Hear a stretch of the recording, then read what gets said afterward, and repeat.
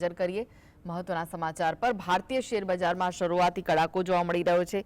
ફરી એકવાર માર્કેટમાં કડાકો જોવાઈ રહ્યો છે।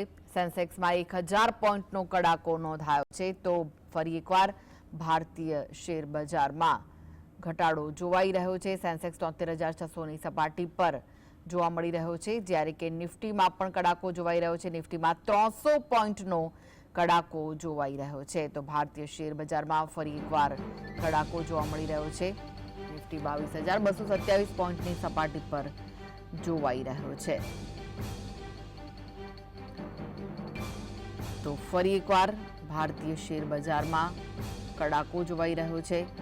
સેન્સેક્સમાં 1000 પોઈન્ટનો કડાકો નોંધાયો છે, જ્યારે કે નિફ્ટીમાં 300 પોઈન્ટનો કડાકો નોંધાયો છે। સેન્સેક્સ 73,600ની સપાટી પર હાલમાં જોવા મળી રહ્યો છે, તો નિફ્ટીમાં પણ 300 પોઈન્ટનો કડાકો જોવા મળી રહ્યો છે, જેના કારણે નિફ્ટી પણ 22,227 પોઈન્ટની સપાટી પર જોવા મળી રહ્યો છે। રોકાણકારોને રોવાનો વારો આવ્યો છે, કારણ કે ફરી એકવાર ભારતીય શેર બજારમાં શરૂઆતી કડાકો જોવાઈ રહ્યો છે। સેન્સેક્સમાં 1000 પોઈન્ટ, જ્યારે કે નિફ્ટીમાં 300 પોઈન્ટનો ઘટાડો જોવા મળી રહ્યો છે।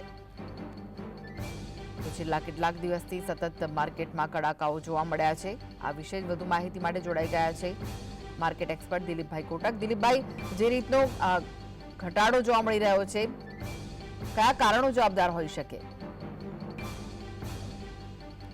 જરા સુધારો કરજો, બરોબર છે? હા, હવે જે અત્યારે જે છે ઘટાડો, એમાં બજારે 22,500 લેવલ સુધી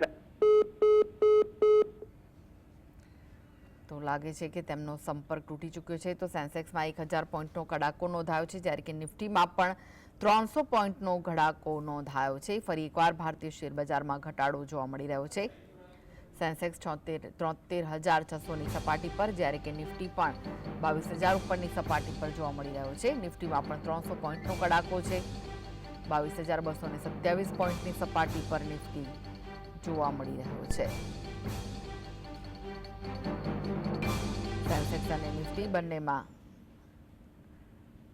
ઘટાડો જોવા મળી રહ્યો છે। માર્કેટ એક્સપર્ટ નિલેશભાઈ કોટક જોડાઈ ગયા છે ફરી એકવાર। નિલેશભાઈ, કયા કારણો જવાબદાર છે?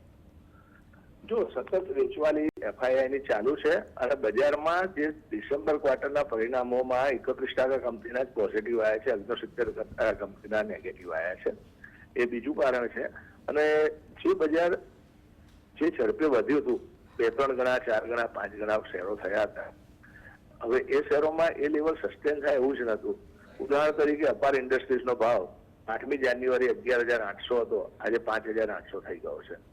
તો 5,800માં પણ એ 2000 થી વધવાનો ચાલુ થયો હતો, એટલે કે વેલ્યુએશન જોવું અગત્યનું છે।